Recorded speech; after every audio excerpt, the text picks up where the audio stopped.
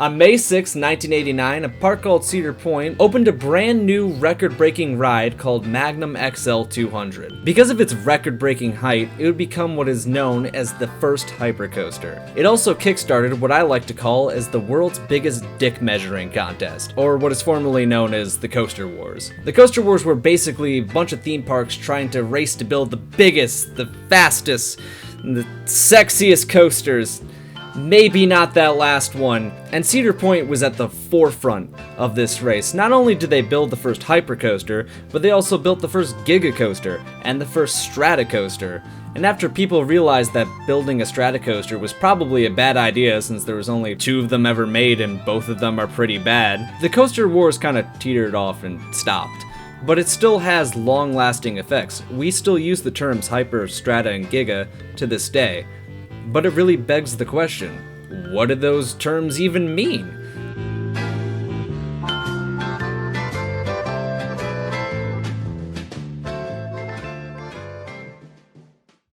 Let's start with the basics. First off, these terms are only reserved for full-circuit roller coasters. That means that these terms aren't used to describe flat rides or what are called shuttle coasters. Shuttle coasters are basically roller coasters that don't end in the same part that they start at, or don't do like a full circuit around the track.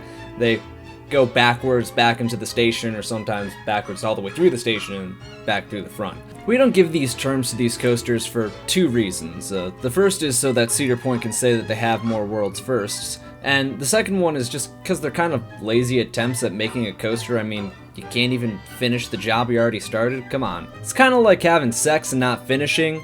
Like, yeah, for sure you had sex, but you're not gonna go around bragging about it to all of your coworkers, and to be honest, you just kind of want to forget that the whole experience ever even happened. Now that we got that out of the way, let's go through and describe what each of these terms mean. We're gonna start with the Strata Coasters because it's easy and there's only 2 of them and there's no caveats to go through. Strata Coasters are any roller coaster that are between 400 feet and 499 feet. And they are perfect examples of why size doesn't matter. Oh my god, it was such a letdown. I mean, the anticipation was better than the ride itself. I mean, I was looking at it and I was like, oh my god, it's so huge. I just can't wait to hop on this. But it was over like so shortly, I didn't even get to enjoy myself at all. And when I asked it if it wanted to go for round 2, it just broke down. And I didn't even orgasm. Next on the list are the Giga Coasters. Giga Coasters are any roller coaster that has a drop between 300 and 399 feet. There are currently 6 Giga Coasters in the world, or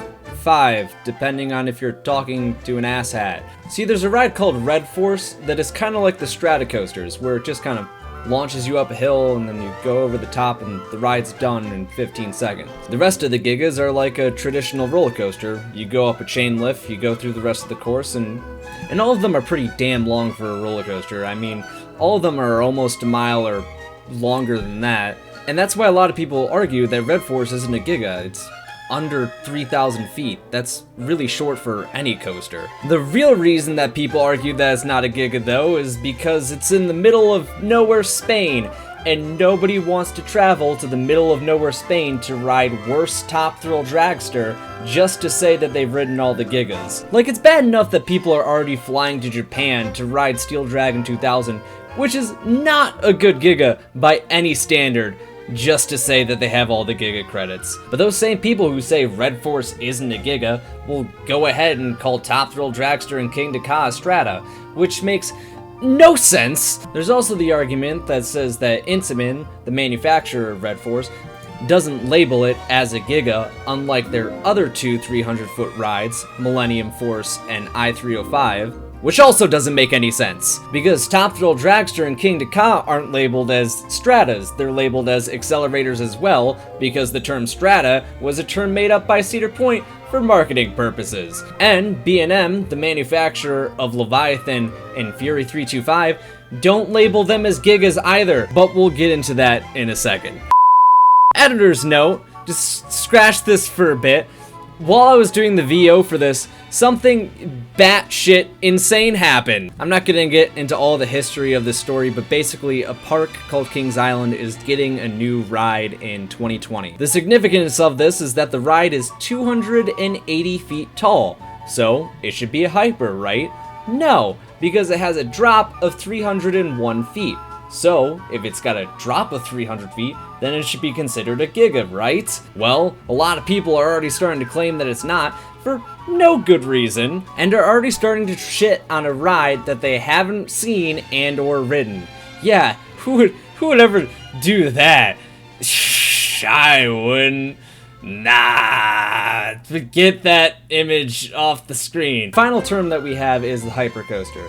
Now, a hypercoaster is any roller coaster that has a drop between 299 feet and 194.7 feet. Why that number specifically? I don't know. Maybe because Magnum's drop height isn't actually 200 feet and it's its structure height that's above 200 feet, and we shouldn't look into this more. It's the original Hyper. I'm not a fanboy. Because of a few different reasons, qualifying something as a Hyper has gotten kind of weird. In the original terms, a hypercoaster was any ride that had a structure that was over 200 feet. Then Kennywood made a ride called Steel Phantom, and even though the structure was below 200 feet, its second drop was above 200 feet. So it should technically still count as a hyper.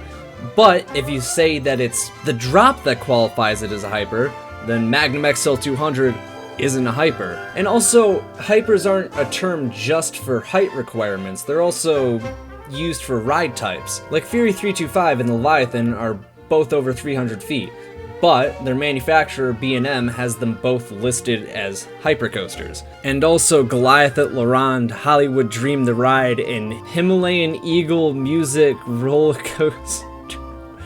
What is that name? Himalayan Eagle Music Roller Coaster are all rides that have a height and drop that are below 200 feet and are still considered hypercoasters. And then B&M has different rides that are above 200 feet, like all their dive coasters, that they don't label as hypercoasters. And the parks themselves don't label them as hypercoasters because they're not really at all related. The term hypercoaster itself has kind of lost all of its meaning. It just kind of means big coaster that has airtime. You can put it on anything if you feel like it. Also, I don't understand why you would call Steel Vengeance a hyper hybrid, but not call Valraven a hyperdive, because that's a sick name. I guess they were saving it up for that Giga dive that was totally realistic, and I was super excited for them to build, and it was totally not bullshit from the start. And that's it. We're through for another episode of enthusiast bullshit that makes absolutely goddamn no sense. Tune in next week where I get yelled at by a bunch of angry children about how vest restraints are the worst thing in the world and that I should hate them so much. Oh, they come on too tight on my collarbone. It crushes it into a fine powder. Oh, I hate it. I can't breathe when I'm inside them. It gets rid of all the airtime. Oh, Griffin is so much better because it doesn't have the vest restraints. It has the hard restraints. And you can have 10 train on it. They had to have shorter trains for Valraven because it's got the awful vest restraints.